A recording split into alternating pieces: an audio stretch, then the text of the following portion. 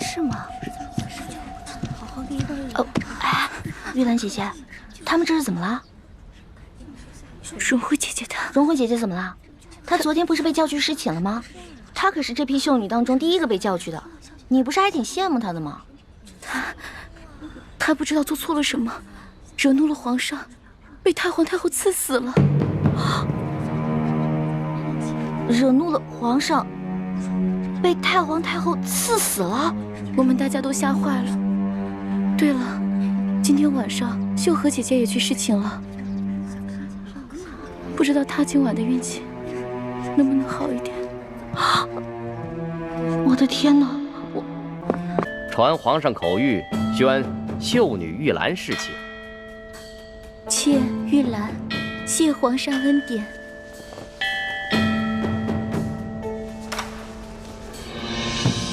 起来吧，随咱家前去沐浴更衣。李公公，秀禾呢？她为什么一直都没有回来？她不会再回来了，她也被太皇太后赐死了。哎，姐姐，公公，可知道秀禾犯了什么过错，被太皇太后赐死了？可否提示一下，也好让妾吸取教训。这个嘛，咱家也不清楚。主子们要赐谁死，那还不是一句话的事，谁又敢多问呢？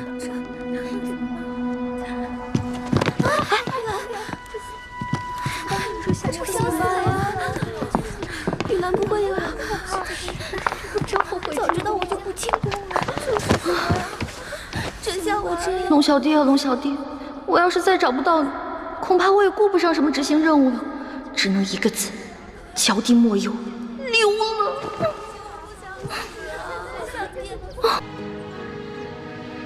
皇上有旨，宣易欢姑娘侍寝。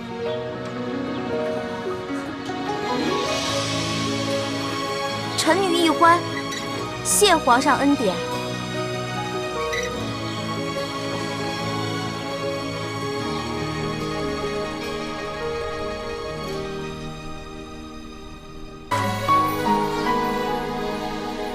李公公，李公公，我要换的衣裙在哪儿啊？易欢姑娘，侍寝是不能穿任何衣服的。您要是沐浴完了，就请出来，我们为您裹上红绸，然后呢，就抬去皇上的寝宫。不能穿衣服啊？对，就连任何首饰都不能戴。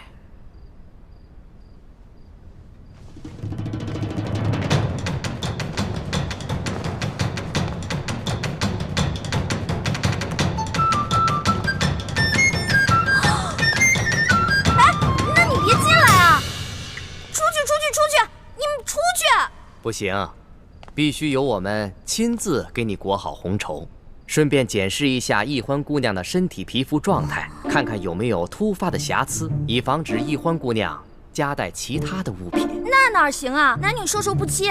要不这样，你们先出去，等我穿好了叫你们。敬事房太监主要负责皇上和后宫所有嫔妃的房中之事。易欢姑娘入宫之后，难道就没有学习过吗？学是学过了，但我现在不是还有点不习惯吗？这。哎，你们！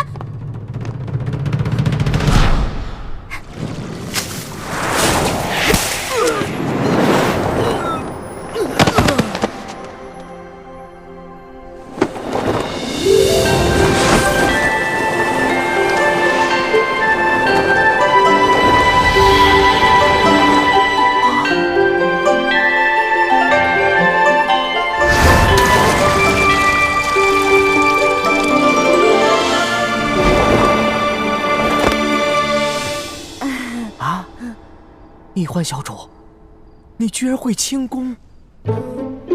我爹啊是武将，所以从小呢，我跟他学过一些。哦，公公啊，我也知道这宫里的规矩啊不能破，但是有的时候，咱是不是可以商量一下？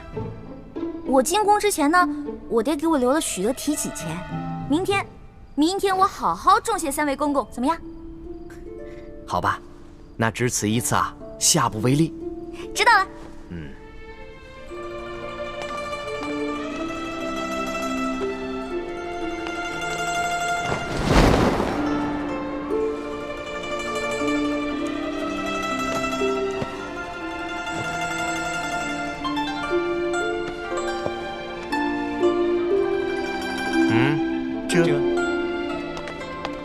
哎，那个公公，我把那个丝巾拿一下，我的丝巾，我的丝巾，我的丝巾！哎，公公，一欢姑娘，别说丝巾了，一根丝线都不能带。我的丝巾，公公，我的丝巾！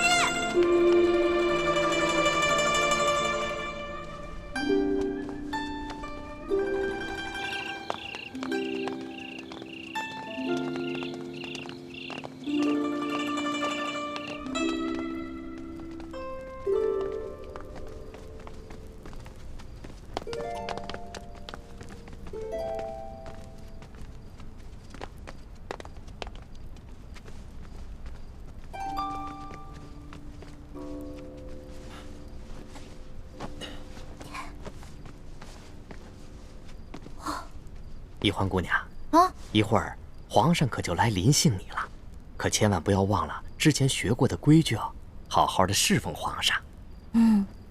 好，挂帘子。这。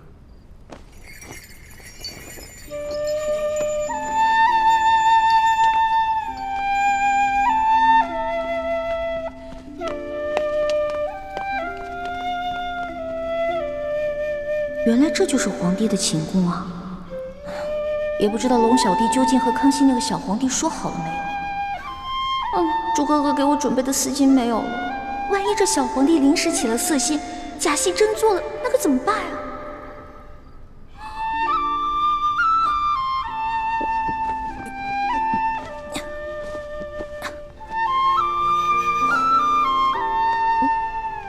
完了完了！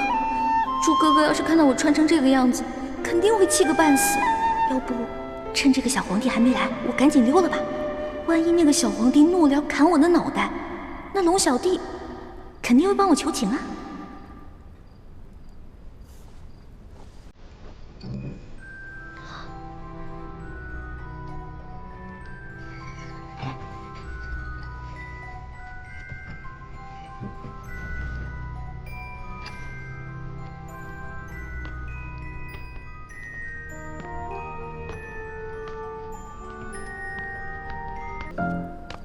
你要去哪儿啊？你谁啊？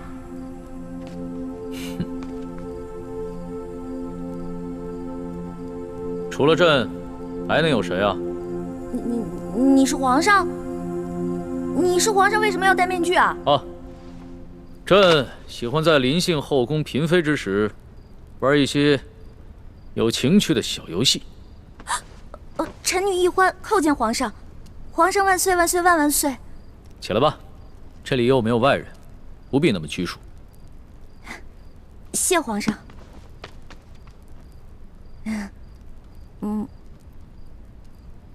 皇上，原来您这么和气啊！我一直……不，说错了，臣女是臣女。没关系，这里没有外人，朕允许你自称我，这样说起话来才更自在。对了，你刚刚要去哪儿啊？我刚刚觉得这屋太黑了，我打算出去找几盏灯，拿回来点一下。朕在就寝的时候啊，喜欢光线暗一些。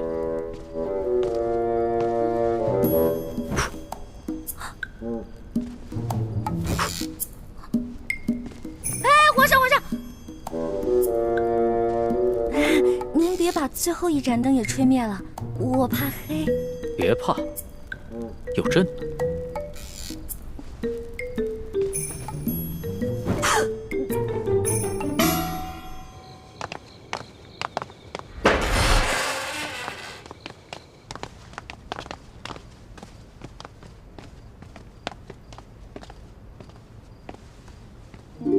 微臣李建清叩见厉贵人。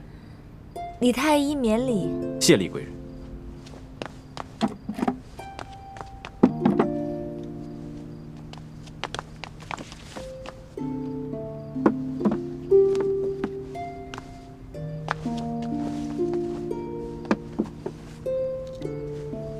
有劳丽贵人。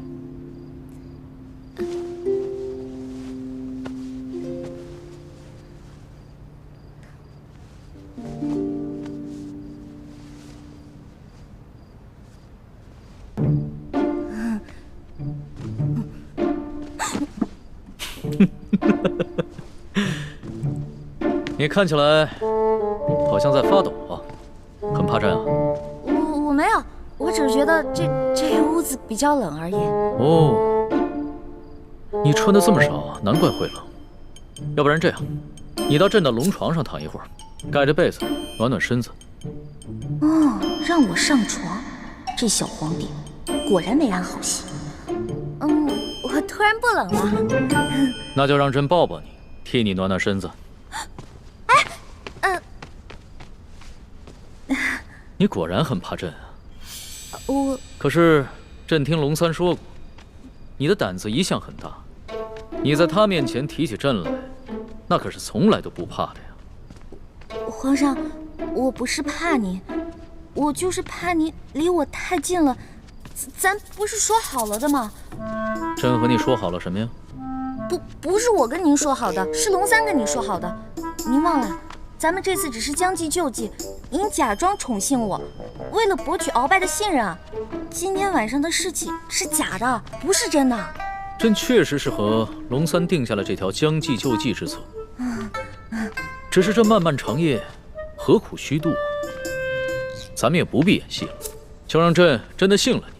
再说了，这全天下又有哪一个女子不想做朕的女人呢？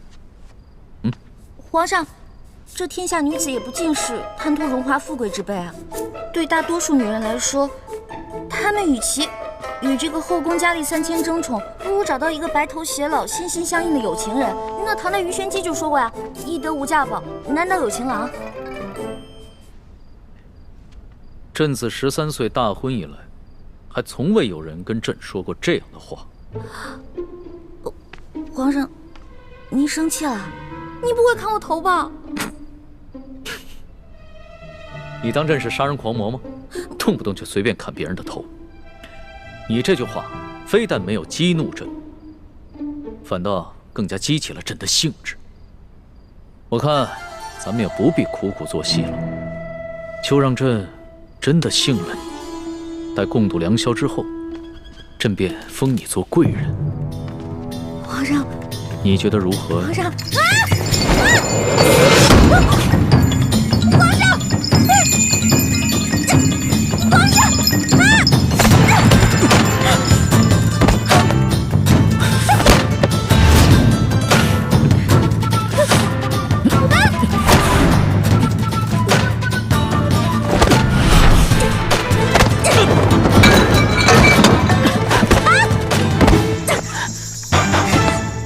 皇上，谁让你们进来的？启禀皇上，奴才见到殿内没了灯光，又有打斗之声，还以为来了刺客，所以赶紧进来护驾。刺客？什么刺客？哪有什么刺客？没有朕的旨意，谁也不许进来。这……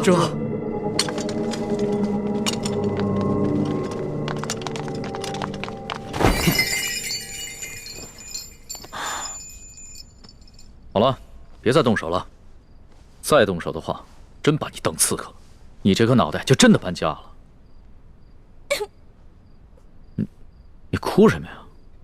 皇上欺负人！朕怎么就欺负你了？是你先对朕出的手啊！这还是第一次有人敢在朕的龙床上对朕大打出手，只怕也是古往今来第一个敢在龙床上对皇帝大打出手的女人吧？皇上强词夺理，明明就说好了，还强迫人家，人家不想反抗还不让，反抗打不过人家就吓唬人家，哪有这样的？朕有你说的那么不堪吗？好了，别哭了。要是被外边的太监给听见了，不知道的还以为朕欺负你一个弱女子呢。那皇上你离我远点，我就不哭了。你让朕远点，朕就远点，那朕岂不是很没面子？龙小弟，你在哪儿啊？你还说皇上是个正人君子，结果皇上就欺负我一个弱女子。来，好了，别哭了。朕不跟你这个小女子一般见识。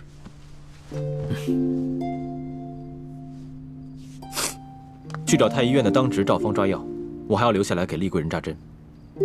是。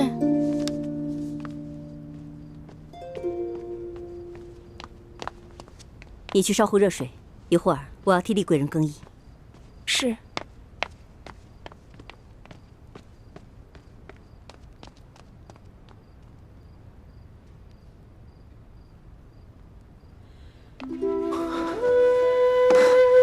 雪师妹，大师兄，太好了，我还以为我再也见不到你了呢。怎么会呢？你们师兄妹好好聊一聊，我在外面替你们把风。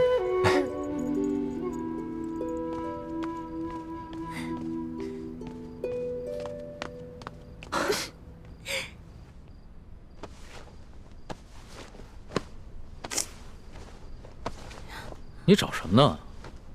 我想找个手巾擦擦脸。这龙床上哪有手巾啊？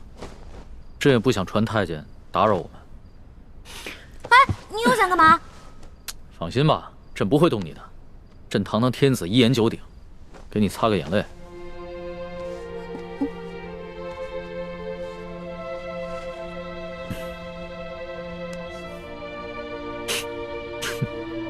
看看你现在这副样子，亏龙三还说你是他的老大。哎，他是现在看到你哭得跟鼻涕虫似的，还不笑话死你？其实我在龙三面前好多都是吹牛的，我没有他说的那么勇敢，我也没有多少江湖阅历，我也从来没被哪个登徒子轻薄过，何况是被全天下最有权势的轻薄过，我能不害怕吗？朕听出来了。你是拐着弯儿骂朕是个好色轻薄的登徒子是吧？哦，臣女不敢，臣女没这么说。皇上，臣女能不能请求皇上一件事儿啊？说来听听。您能不能别把今天晚上的事儿告诉我龙小弟啊？如果你告诉他的话，以后我就没脸在他面前充老大了。哎呀，朕又不是长舌妇。哎，不会告诉他的。哎，不过朕保全了你在结拜兄弟面前的形象，你要怎么答谢朕呢？皇上，您可是全天下最有权势的人，也是最有钱的财主，您就为这么点的小事儿勒索我一个身无分文、身无寸缕的小女子啊？又是朕的不是啊！你怎么说来说去都是朕的不是啊？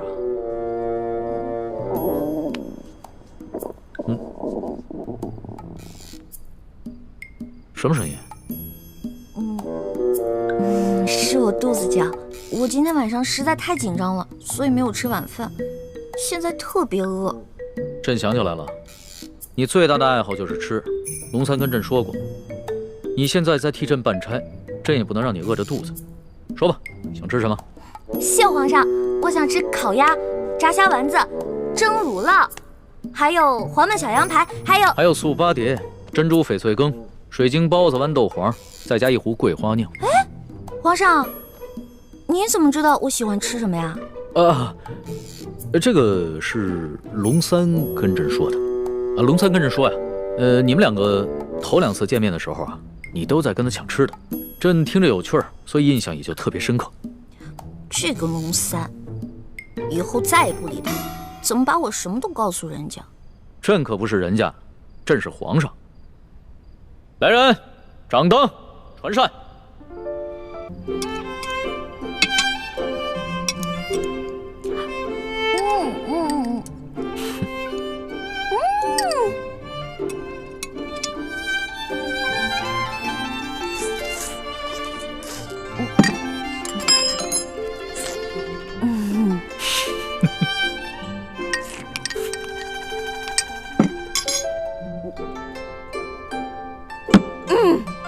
饱了。吃好了。谢皇上恩赐。撤掉吧。这。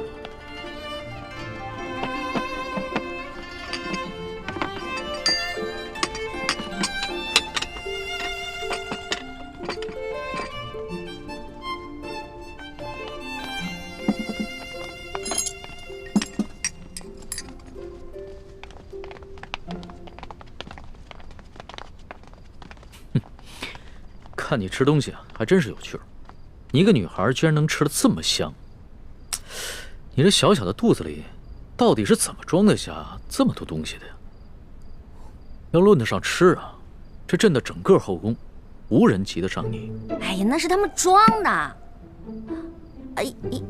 因为您是皇上嘛，他们在军前得注意自己的礼仪，所以要压制自己的食欲嘛。孔圣人也说过呀，人生3大乐趣，食、色、性也。所以呢，这个美食是人生最大的乐趣之一。说得对。食色是人之本性，现在食之乐趣你已经享受过了，要不要再享受一下色之乐趣啊？看来这个色狼皇帝还真是狼心不死啊！哎呀，要是猪哥哥给我的丝巾在就好了，让我骗他闻一闻，就能让他乖乖睡着。哎呀，这一夜良宵还剩一半啊！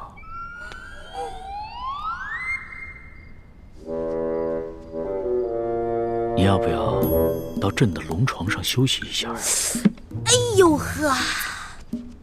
你又想干嘛呀？皇上，吃太多了，我撑到嗓子眼儿了，我想运动消化一下，可以吗？行。要是连这个朕都不准，那朕岂不是很不懂得怜香惜玉啊？你既然想消食，那就请便吧。谢皇上恩典。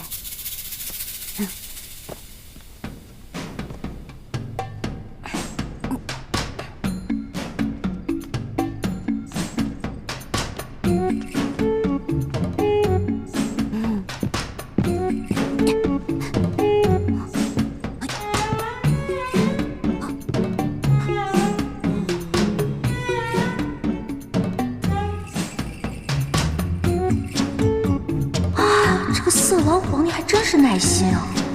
看来是打定主意要吃了我总不能就这么运动一晚上吧？这可怎么办？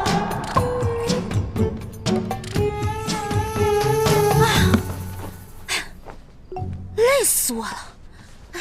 你累了啊？那要不要到朕的龙床上休息一下？哎呦，皇上，我可能吃坏肚子了，我肚子特别疼。刚才吃了好多杂七杂八的，特别疼。现在你肚子疼啊？那要不要朕传个太医给你瞧瞧？那不必了，我只要回自己的房间睡一会儿就行了。既然你都要躺在床上休息，那为什么要回到自己的房间休息呢？朕的龙床一样可以休息啊。我这可不一样啊！我肚子疼，我可能会拉肚子。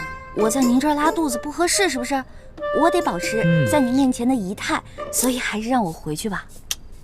你要是真吃坏了肚子想方便，那朕的寝宫里面也有金泥桶，你用吗？我方便在您这儿？哎，不合适，皇上，您可饶了臣女吧。人食五谷生百病，吃喝拉撒那都是正常的事情。要是连这个朕都接受不了，岂不是有违人伦？哎，你别紧张，要是真吃坏了肚子，你就在朕这儿方便，朕不介意。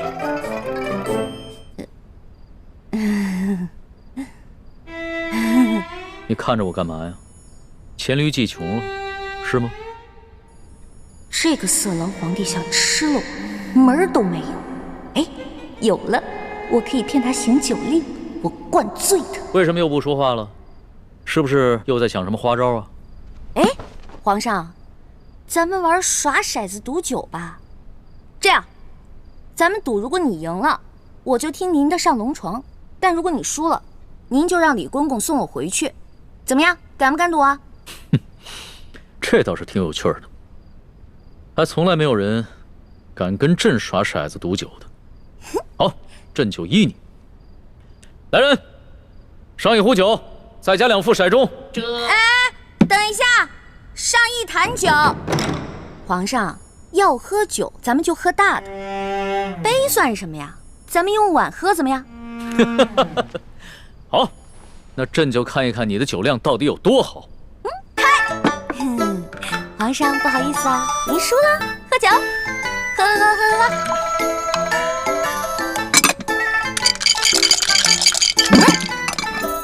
皇上输了，接着喝。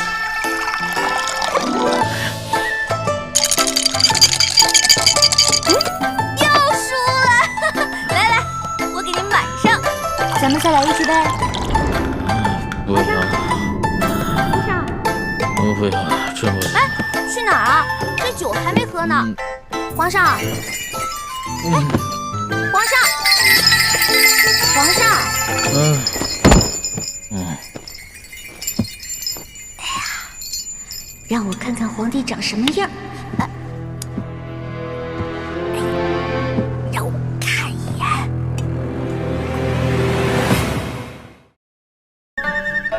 易欢姑娘，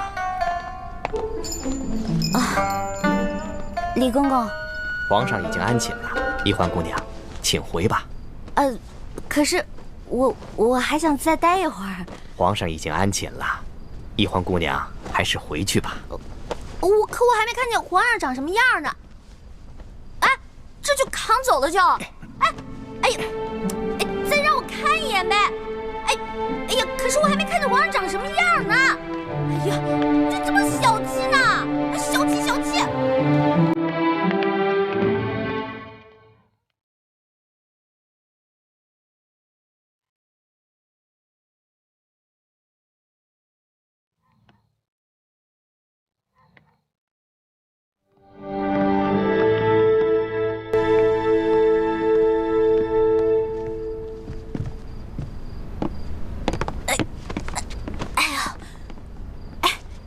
李公公，今天多亏了您了，拿着吧，拿着吧。易欢姑娘，你可真是大方啊！哎，今天我看皇上对待易欢姑娘，比封了正位的娘娘还要特殊。易欢姑娘日后一定能够飞黄腾达。哎，多谢李公公了。这假如以后皇上再传我侍寝的话，还得有劳李公公多多照顾，小小诚意，小小诚意啊！等我以后飞黄腾达了，少不了你的好处。好说，好说。易欢姑娘，这时候也不早了，快歇着吧。好嘞，好嘞，我走了。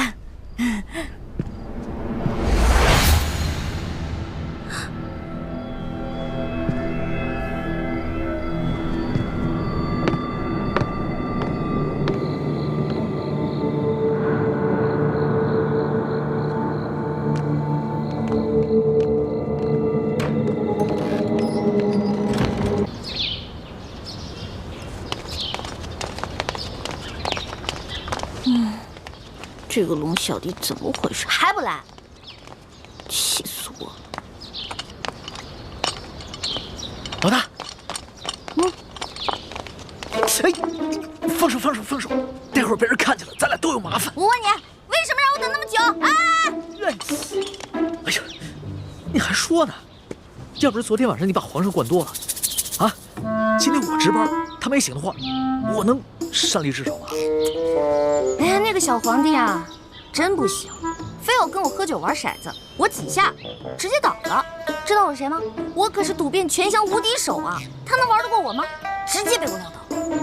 小弟明白了，这个老大不仅武功比小弟高明，这别的本事也比小弟高明。那是，不然怎么做你老大呀？来啊，来，啊，过来，说句话。臭死了！怎么浑身酒味儿啊？没有吧？我有酒味吗？我早上漱口了呀。昨天晚上偷着喝酒啦？对啊，我跟我几个好兄弟啊在喝酒，又在拼骰子，输了不少钱呢。我输了多少啊？反正啊，这大半年的俸禄是没了。老大，你可得帮帮我。放心，我是你老大，你是我小弟，你的事儿就是我的事儿。回头老大教你几招，保准你把钱全都赢回来，怎么样？真的？那当然。老大，你是不是所有赌术都会啊？也不是啦，毕竟老大也是个小姑娘嘛，小姑娘家家的，又不能经常往赌场里跑，是不是？是，老大还是个淑女嘛。差不多吧。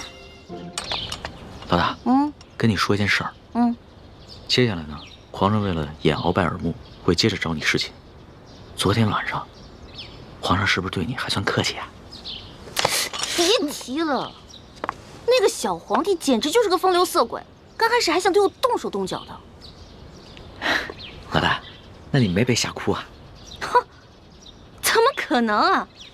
我是老大，武功高强着呢。后来我就跟他喝酒玩骰子，轻，小皇帝倒了。老大智勇双全，小弟佩服佩服。还好吧？哎，知道这是什么吗？骰子。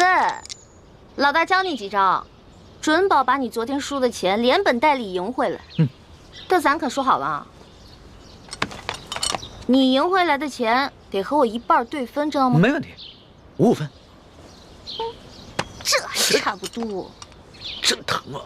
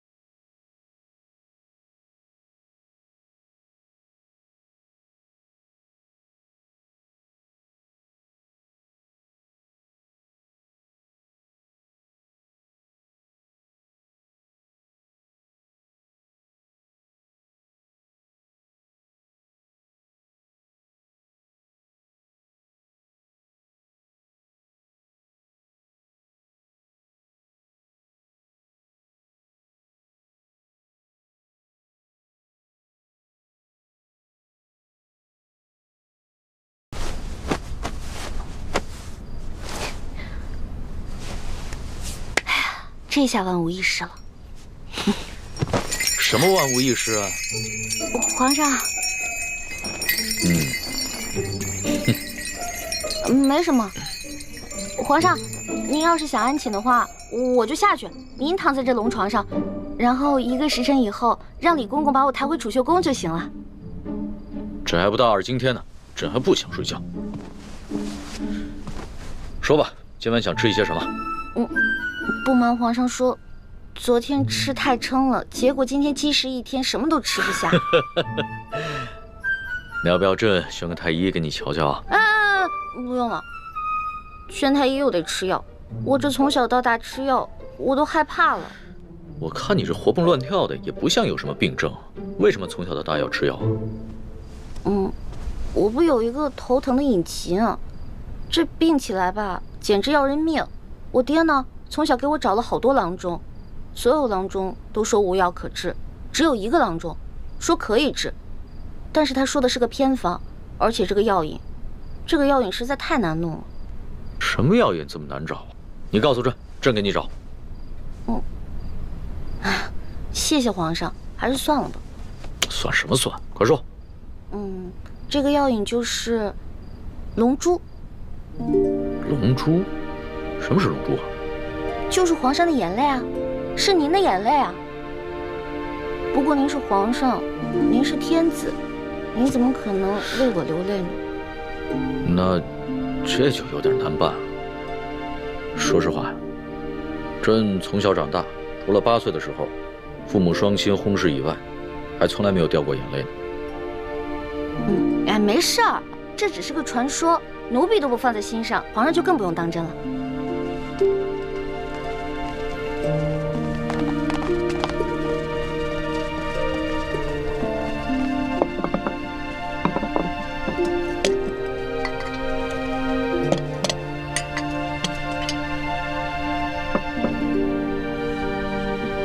您这是干嘛呀？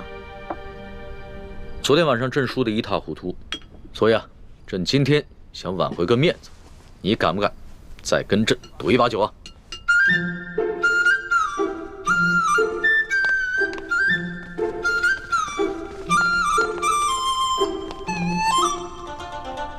可以啊，不过到时候皇上输了可别赖账啊。你放心吧，朕虽然有色心啊，但是更有毒品。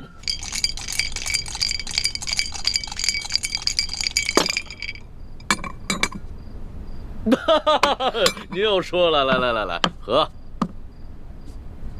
干嘛？朕都愿赌服输了，你还想来仗啊？有鬼！什么鬼？这好奇怪啊！皇上，你今天掷骰子的手法怎么变得高明起来了？昨天掷骰子10把当中，你最多只能赢3把，可是今天却跟我不相上下了。朕今儿个下午找了几个会玩骰子的侍卫学了一下，朕是天子，天资聪颖，学什么东西一学就会。可是你这掷骰子的手法，我怎么看着这么眼熟呢？是不是龙三啊？果真是他，他居然把我传授给他的独家秘籍传授给皇上了。哎，你不要管龙三了。你虽然是龙三的老大，但朕可是龙三的主子。朕要是问他什么，他就必须得据实回答。这让他做什么，他也得如实做。皇上，龙三可是个老实人，您可千万别欺负他。你这么关心他？我在我们这一辈当中是年龄最小的，所以呢，好不容易当个老大，而且他这个小弟还特别的崇拜我，我当然得维护他、保护他了。行，朕知道了。看在你的面子上，朕就不欺负他了。不过，你拿什么来感谢朕呢？皇上，您现在特别像我认识的一个姓周的乡绅老头。这姓周的乡绅老头长得跟朕很像吗？长得不像，做事风格像啊。这个乡绅老头之所以能发家呀，就是因为算盘打得精明，瞅准时机吃拿卡要。李欢呐，李欢，你又拐着弯的骂朕。臣女不敢，是皇上昨天说的呀，不会因为一句话就变成砍人头的狂魔，所以臣女才开了个玩笑嘛。哎呀，皇上，臣女出身卑微，是一个野丫头，又缺乏父母的管教，所以什么事儿都不懂，没法伺候您。要不然您现在让李公公来接我，让我回储秀宫吧。哼，朕明白了，你想激怒朕，然后让朕把你送走是吧？朕不上你的当，快点来接着赌。咱们说好了，你要是输了，可就得上朕的龙床。现在不输不赢，来！天哪，再这么赌下去，他的技术越来越娴熟，我的输面就会越来越大，这可是大大的不妙啊！皇上，您想让我赌也可以，不过得答应我一件事儿。你说说看。我一直都不知道天子长什么样，能不能把您的面具给摘下来啊？朕这几天上火长了几个火疖子，不便见人。难道他真的长得很丑，不好意思让我看？皇上，您看咱们也喝了好多酒了，要不然咱们先去您那龙床上躺会儿呗？上朕的龙床？你就不怕朕占你便宜啊？不怕呀，皇上一言九鼎，肯定说话算数嘛。那可不一定啊。朕虽然是天子，但是朕也是个男人。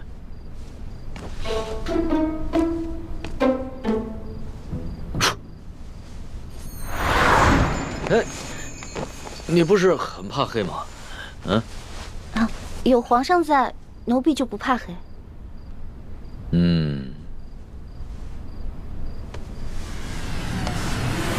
不对，有鬼。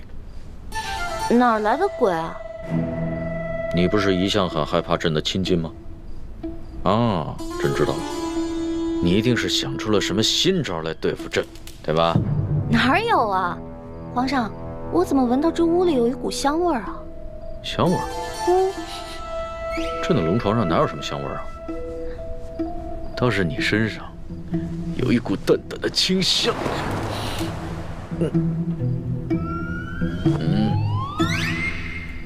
皇上，皇上，咸猪手，不对，咸龙爪。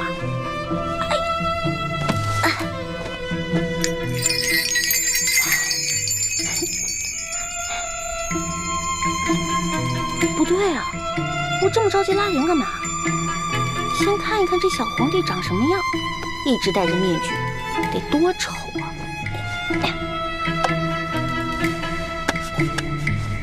哎呀，我的天哪！皇上已经安歇了，小主该回去了。等一下，哦，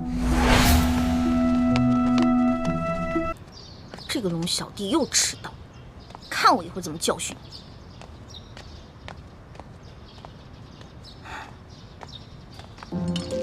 老大，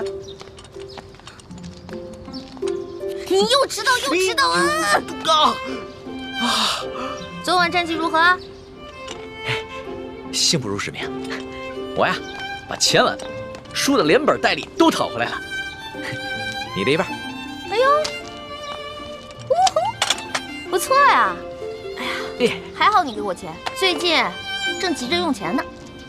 老大，这皇宫里边有什么能用得上钱的地方吗？哎呀，这你就不懂了吧？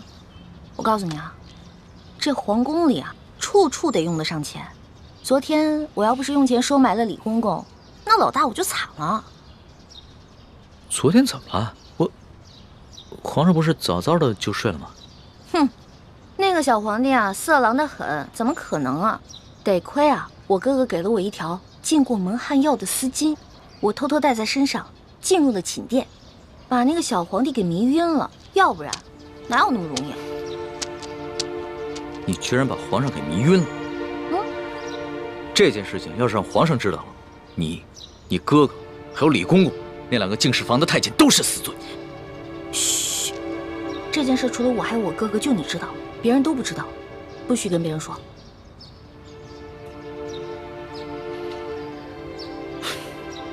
老大，你不应该告诉我，陷我于两难。如果我跟皇上说了，那就是对你不义；如果不说，那就是对皇上不忠。我又不是去害皇上，我是为了自保。哎，你可别为了你的主子皇帝出卖我啊！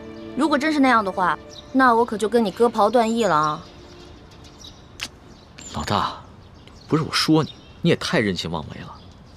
要不是我在皇上面前说你好话，你有几个脑袋也早就掉干净了。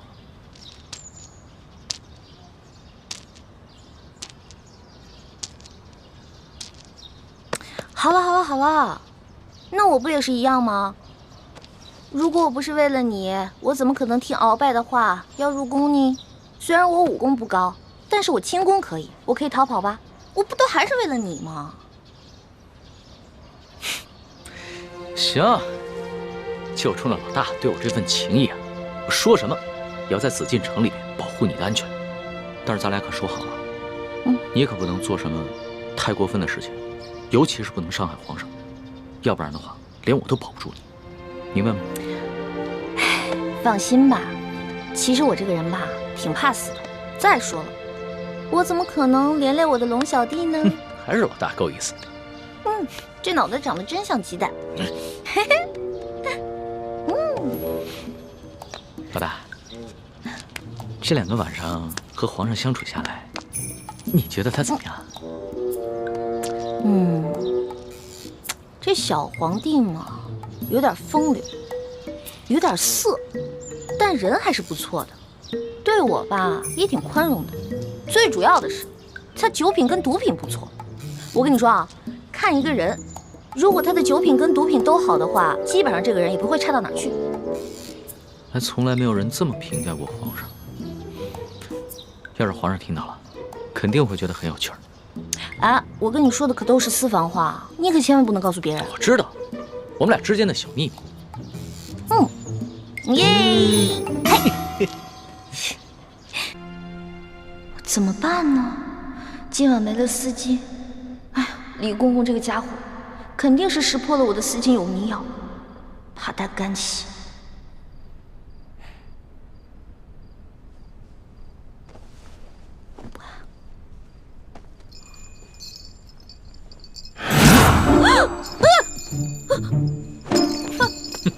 皇上，你别过来！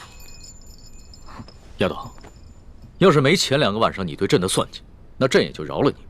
可是是你背信弃义在先，你可别怪朕对你不客气了。等一下，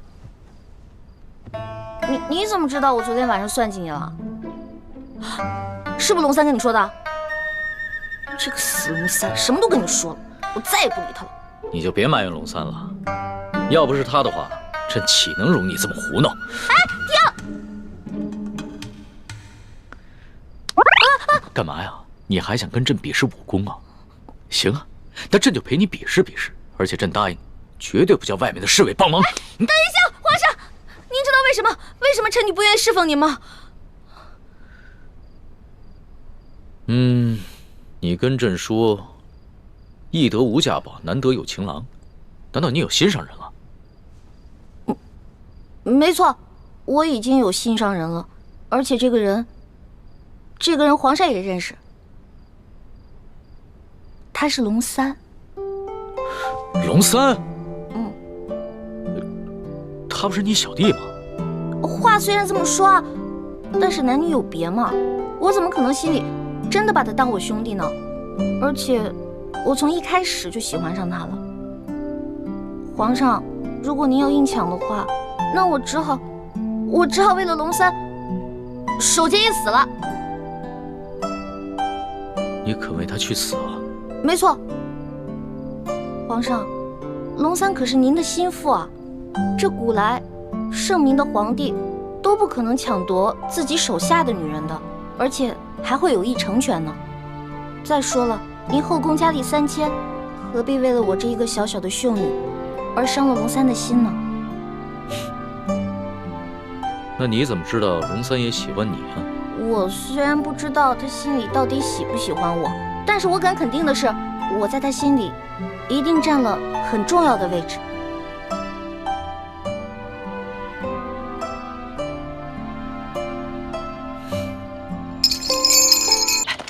老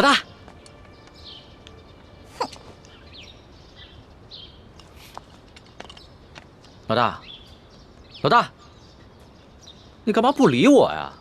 为什么要理你啊？我们明明说好了，不许把我们之间的秘密告诉那个色狼小皇帝，你为什么要告诉他呀？老大，我冤枉啊！我这也是为了你好。你以为你前天晚上用丝巾迷晕皇上，皇上他没有起疑心吗？你昨晚上要是故技重施的话，皇上发现了，你这小命就难保了。所以啊，我才去找李公公，让他把你的丝巾给收了去，还在皇上面前替你百般求情。没想到你反过来还怨我，狗咬吕洞宾，不识好人心。你说的真的假的呀？那当然是真的，我们俩是拜把子兄弟，我会骗你吗？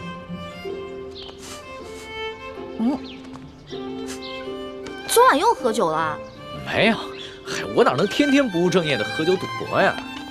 我是啊，昨天晚上一个人在房里边高兴，自己喝酒呢。呀，发生什么喜事了？说来听听。昨晚你回了储秀宫以后，皇上把我给召了过去，把你跟他说的话都跟我说了。我从一开始就喜欢上他了。皇上，如果您要硬抢的话，那我只好为了龙三守节一死了。所以，老大，你跟皇上说的都是真的，对吧？我是怕皇上假戏真做，所以我才骗了他。龙小弟，你千万别误会啊！你只是骗皇上？是啊，你想，如果我不把你拿出来当挡箭牌，那皇上肯定会吃了我呀。那你对我？我对你，我们当然是好兄弟了。你是我小弟，我是你老大嘛。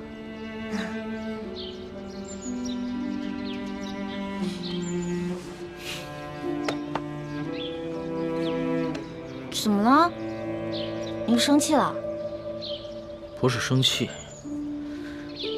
也许你就是情窦未开，说了你也不懂，或者是你根本就是在装傻，所以不论我怎么说，你都会装着不懂。我们两个不是一直挺好的吗？我们俩是兄弟，这样相处不是也一直挺好的吗？那是以前，那是我还以为你是个男人的时候。可你现在呢，就是一个明艳动人、活泼可爱的女子，我怎么把你当成同性兄弟看待啊？龙小弟，我忘了告诉你了，我其实从小就许配给人家了。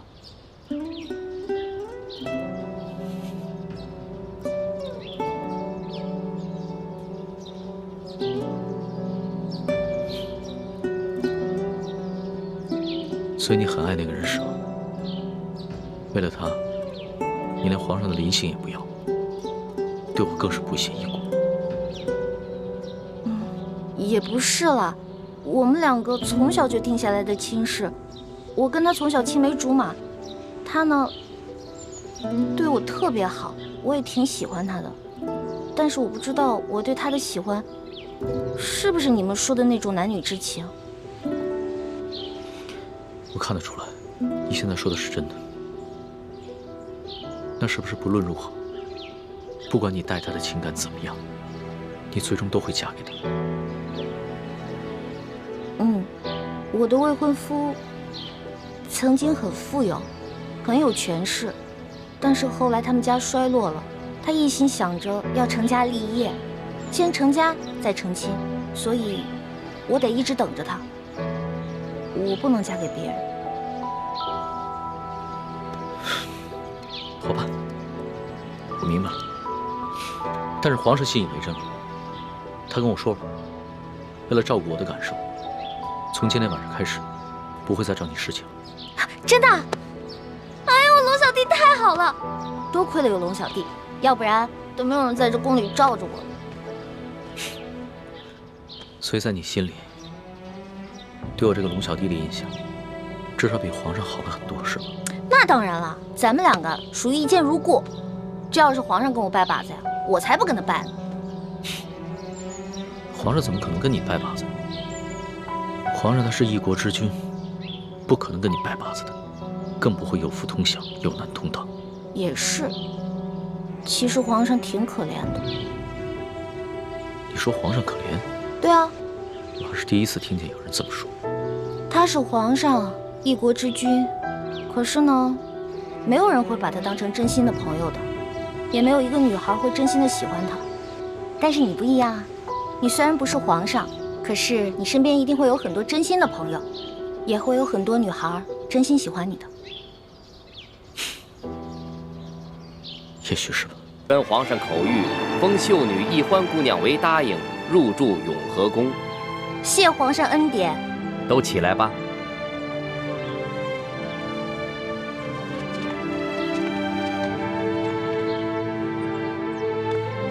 哟，易欢，你这一连侍寝3日，我们还以为皇上多宠爱你呢，没想到就封了个品阶最小的答应。答应就答应吧，反正对我来说都一样。哼，易欢姑娘，您也不必失意。皇上自亲政以来，还从未一连3日召同一人侍寝，这足见皇上对易欢姑娘还是与众不同。虽然只是暂时封了个答应，想必是易欢姑娘有什么地方惹皇上不高兴了。皇上只是稍稍惩戒一下，只要易欢姑娘能够吸取教训，想必皇上还会有恩旨的。谁要讨好那个色狼皇帝了？我才不在乎什么品阶呢。永和宫是雪姐姐的住处，小皇帝阴差阳错地把我安排在了永和宫，比让我当皇后独居中宫都好。易欢姑娘，永和宫的住处已经收拾妥当了，随奴才前去吧。有劳李公公。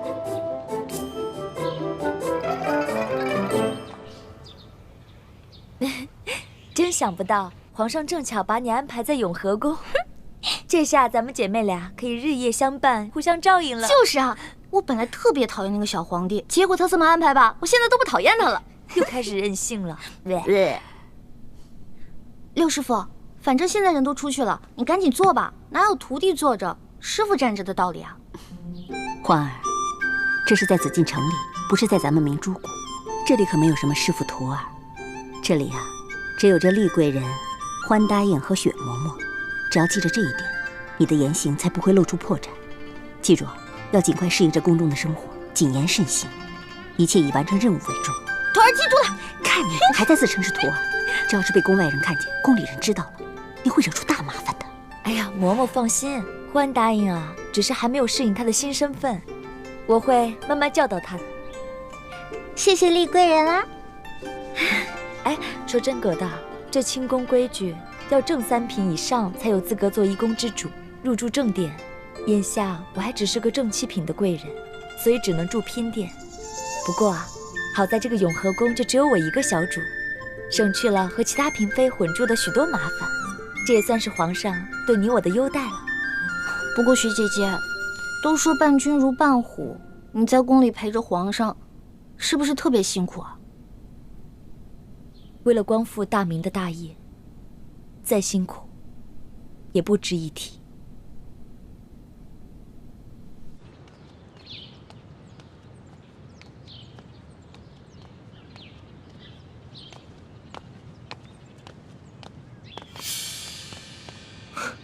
李公公，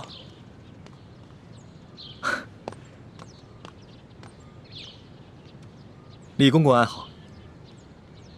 你是那个太医院新来的李太医吧？正是，卑职乃陕西榆林人士，刚入太医院不久，还望公公多多关照。好说好说好说。哎，你刚刚说你是陕西榆林人士？正是。听公公的口音，也是陕西人吧？哼，咱家也是陕西榆林人士啊，入宫几十年了，没想到在宫中还碰到了老乡。看来卑职跟公公还真是有缘，不仅是同姓，还是同乡呢。嗯，不知公公老家在榆林何处啊？咱家在榆林皂角村。那真是太巧了，卑职老家也在榆林皂角村。哦，公公家里都有何人呢？说不定我还认识呢。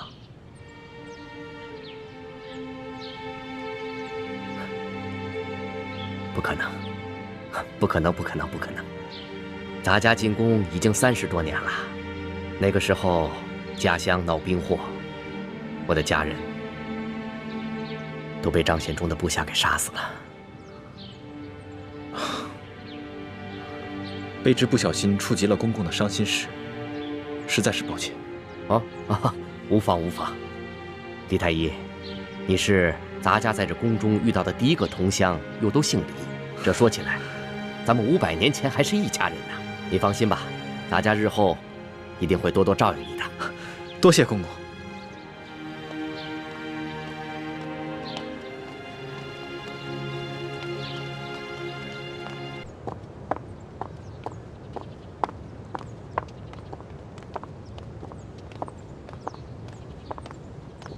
哎，站住！看你这身打扮，你应该是个答应啊？怎么这么不懂规矩，跑到这御书房来了？哎，你怎么这么眼熟啊？啊，我想起你来了，原来你也是侍卫，在御书房当差啊。龙三呢？我要见龙三。你是？你忘了我了？大概3个月前吧。当时刑部正押着一群要犯，去菜市口斩首，咱们碰到了。当时你跟龙三在一起，想起来了吗？哎，小孩儿，哎，干嘛呢你啊？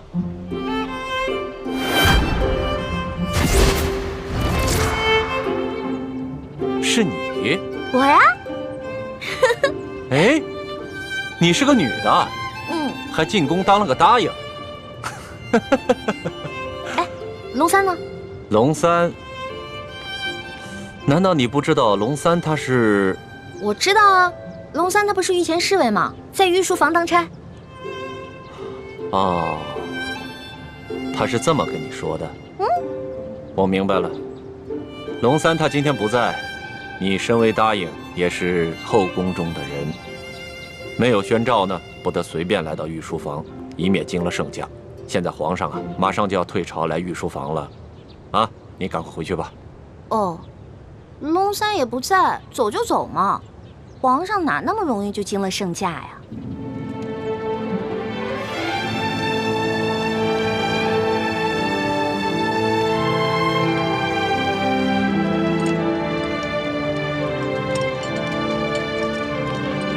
哎呦，皇上来了，快快快！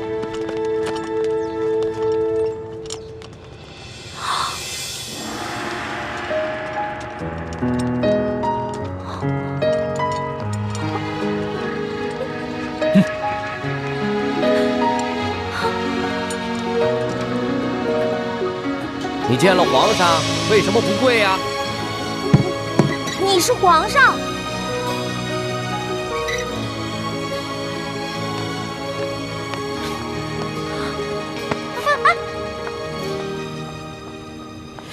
哎，李公公，这个小答应他可是……嘘，这皇家的事啊，别问，也别管。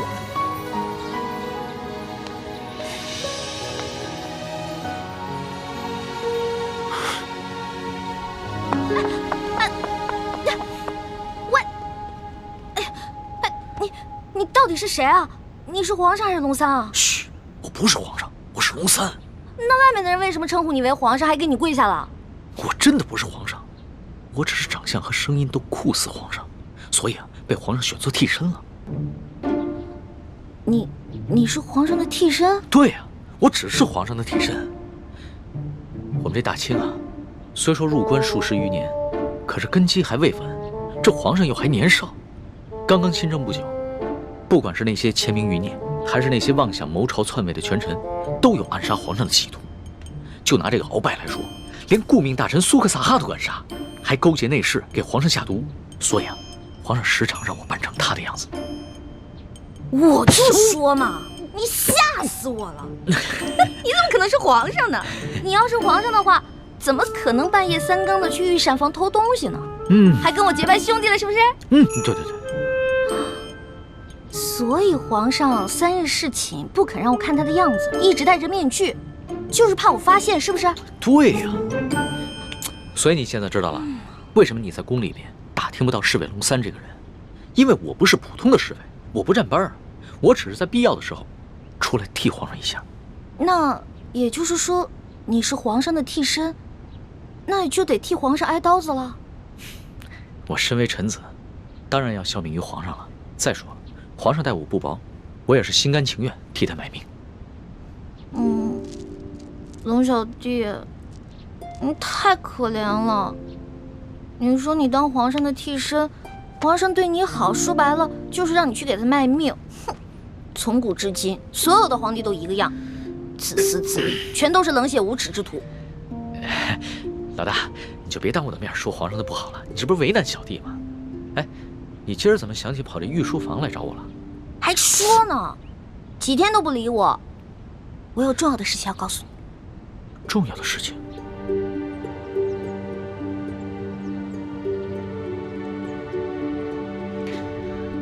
这皇上一听说丽妃遇刺，就怀疑过鳌拜，没想到真的是他。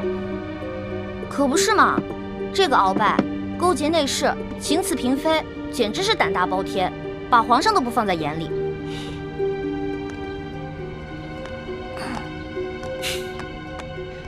老大，你是不知道啊，这鳌拜把持朝政多年，这朝廷上下、宫中内外全都是他的势力。皇上暗中派人查探了几天，也没有抓住他半点把柄。那难道就这么算了？小不忍则乱大谋，眼下还不是跟鳌拜翻脸的时候，所以只能当作暂不知情了。这个鳌拜贼心不死，还逼着我哥哥要去刺杀厉贵人。你务必跟你哥哥说一下，千万不要听命于鳌拜。皇上已经在暗中想办法铲除鳌拜了，所以要拜托你哥哥多跟鳌拜周旋一段时间了。哎，放心吧，我哥哥啊肯定不会助纣为虐的。不过你说这个小皇帝他的计划可行吗？会不会很危险啊？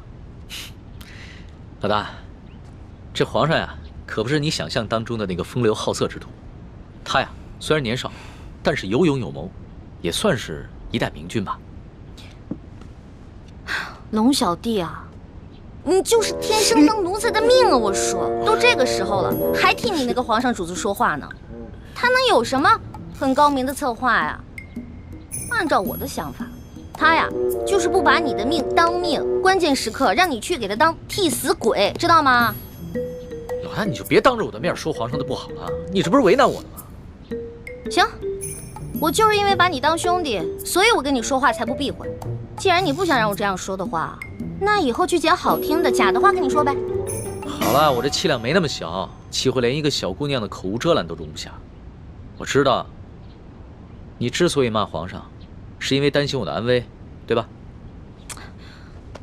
当然了，龙小弟，在这个世界上，除了我的亲人，你就是我最亲的人了。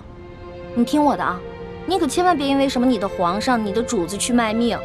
关键时刻，你得记得保护好你自己，千万别于衷，知道吗？好，你就放心吧。我可以悄悄地把皇上的计划告诉你。你把皇上的计划告诉我，这么重要的事儿，你不怕我卖了你啊？在这皇宫里边，除了皇上和太皇太后，你就是我最相信的人了。谁让你的心思最为单纯的？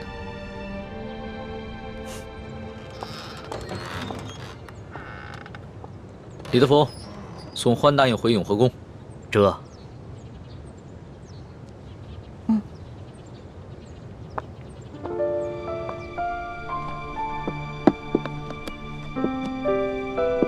没想到，康熙如此谨慎，在宫里竟然备下了自己的替身。在我们入宫计划方案中，第一步是拿到铜匣，第二步就是刺杀康熙。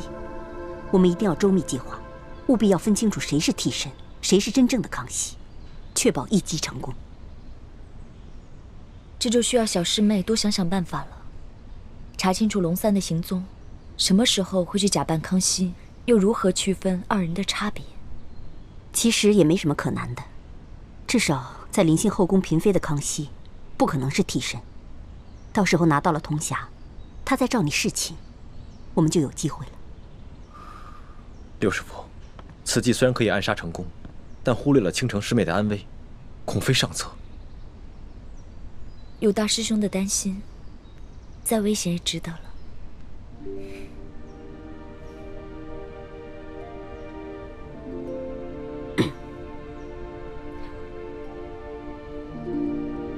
这行刺康熙的行动是下一步计划，还早着呢。我们还是现在想一想接下来的行动。康熙居然会派几个会摔跤的小子去擒拿鳌拜，这个计划比我们未来行刺的计划更加冒险。不如我把康熙擒拿鳌拜的计划告诉鳌拜，鳌拜岂会坐以待毙？到时候他们君臣内斗，无论谁赢谁输，我们都可以坐收渔利。什么？康熙在暗中训练几个小太监、小侍卫摔跤，想借着摔跤的游戏擒拿老夫。你这消息来源可靠吗？他已经开始怀疑行刺厉贵人的幕后主使就是中堂大人，所以加强了对厉贵人的保护。卑职想尽办法，也无从下手。这康熙少年老成，若是他真的想拿下老夫，那他绝不会向任何人透露半点风声。更何况，老夫乃大清第一勇士，这康熙岂会指望几个只会摔跤的少年就能拿得下老夫呢？这种计划太过儿戏了。说不定他们是想钓鱼吧，想让老夫主动上钩。若是老夫先动手，那就中了他们的计了。那他就可以名正言顺地下诏拿下老夫了。中堂大人思虑周密，卑职佩服。不过，宁可信其有，不可信其无。若是皇上单独召见中堂大人，大人小心防备为好。老夫这大清第一勇士可不是浪得虚名，又怎会怕他那几个只会摔跤的少年呢？更何况老夫在宫中埋伏下了不少的心腹死士。若是康熙小儿真的敢冒险与老夫翻脸，那老夫定会让他后悔莫及。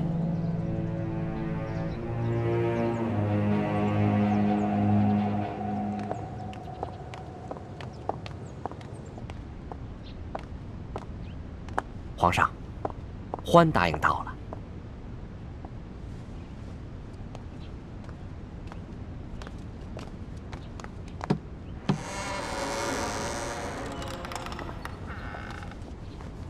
奕欢，叩见皇上。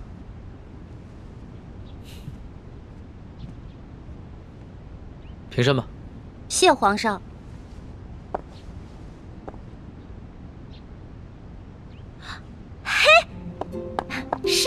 龙小弟。哎呦，你一小气的，你给我装什么皇上啊？这皇上跟龙三竟然长得一模一样，你怎么知道在你面前的是龙三，不是皇上呀？我怎么可能不知道啊？哎，皇上啊，那3日侍寝，虽然把灯光调得很暗，而且还戴了个面具，但是我可以看他的眼睛啊，他的眼神跟你完全不一样。你的眼神呢，温柔体贴，他不是。皇上看你的眼神很冷漠疏远吗？也不是。他看我的眼神有一种猎人看猎物的感觉。哎，我也说不清楚，反正那种感觉就很奇怪，就是觉得他不是什么正经皇帝。要不是你们俩眼神不一样啊，我还真认不出来。哎，对了，你叫我来干嘛？我这次叫你过来呢，是想跟你道个别。道别？你要去哪儿啊？还记得我上次跟你说过的要擒拿鳌拜的计划吗？今天就是计划展开的日子。皇上已经宣召鳌拜单独来御书房觐见，所以我要亲自动手，和那些训练已久的侍卫和太监们一起擒拿鳌拜。什么？你要亲自跟鳌拜动手？鳌拜可是大清第一勇士，你亲自动手你就死定了。鳌拜一日不出，皇上就无法真正亲政。而且，鳌拜手握军权，皇上也不敢下旨捉拿鳌拜。但是鳌拜此人呢，自恃武功甚高，性格极为孤傲，他绝对想不到皇上会找几个摔跤手在宫里边要擒拿他，这样出其不意，反倒有可能成功。而且皇上还安排了李公公在茶里边下了一些药，鳌拜喝了以后就会内力尽失。李公公，皇上让李公公来协助你？对啊，李公公从小就进宫了，侍奉过太祖皇帝和先皇，深得太皇太后的宠幸。可是那个李公公……怎么了？算了，没事了。龙小弟，你别那么傻，你别替皇上去卖命，你肯定会死的，你别去了，行不行？所以啊，特意让你过来，跟你道个别。毕竟我活到这么大，你是跟我关系最特殊的人。这一世，我可能只能做你的龙小弟，是你的结拜兄弟。可是来世，我希望做你的青梅竹马。老大，你怎么哭了？我们2个是结拜兄弟，说好有福同享，有难同当的。你要是去送死了，就凭我这3脚猫的功夫，根本救不了你。那如果你死了，那我也得去死啊！我还不想死呢，我还有很多美食没有吃呢，我还有很多心愿没有完成呢。那你就别陪我去死了，让我自己一个人死就好了。反正我在九泉之下也不会怪你，顶多变成厉鬼来缠着你。呸！你明知道人家心里特别着急，你还说这样的话。老大，好了，别哭了，啊！这个计划，它又不一定会失败，也许就成功了呢。道完别了，你先回永和宫等消息吧。龙小弟，只能这样了吗？没有什么更改的可能了吗？只有过了这一关，皇上才是一条龙，要不然的话，他只是一条虫。那你等我一下。你要干嘛？哎，不许进来啊！我没让你进来，你不许进来。哎，不许进来。